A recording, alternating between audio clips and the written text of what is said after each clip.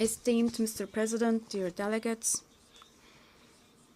while struggling with all these global and regional problems, our world was shocked once again by the sad news that we received from Myanmar a few weeks ago.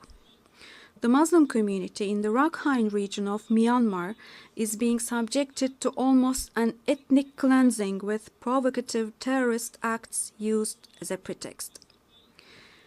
The villages of the Rohingya Muslims, who have already been living in extreme poverty and misery and deprived of their citizenship rights, are burned down as hundreds of thousands of people are forced to migrate from the region and the country.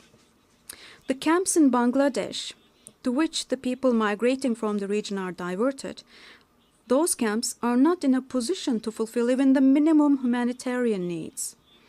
As it is the case in Syria, the international community has not given a good account of itself regarding the humanitarian plight which Rohingya Muslims have been exposed to.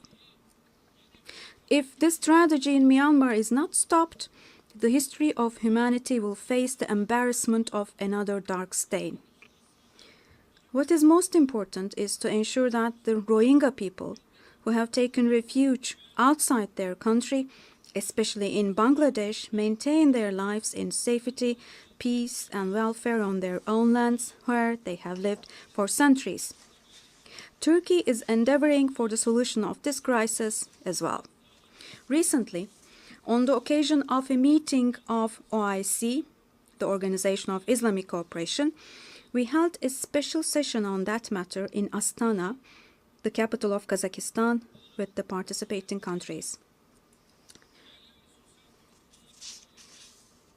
My wife, my son, and our ministers who visited the camps in Bangladesh immediately after the latest crisis personally witnessed the humanitarian plight, and the clothing, food, and other humanitarian aid was provided, and we are now looking into the second phase of such aid.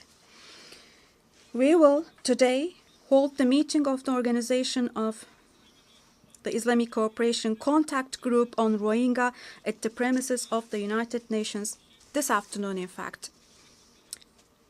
As I said, my wife, my son, and our ministers and some other NGOs of Turkey went there.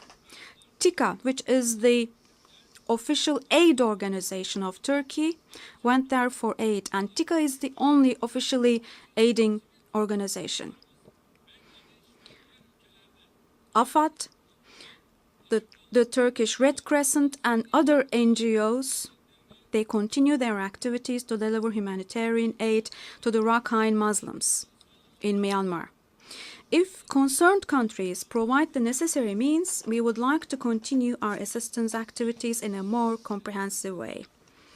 And I discussed these issues with the Secretary General of the United Nations, His Excellency Antonio Guterres. We are now preparing ourselves for further steps. Esteemed Mr. President,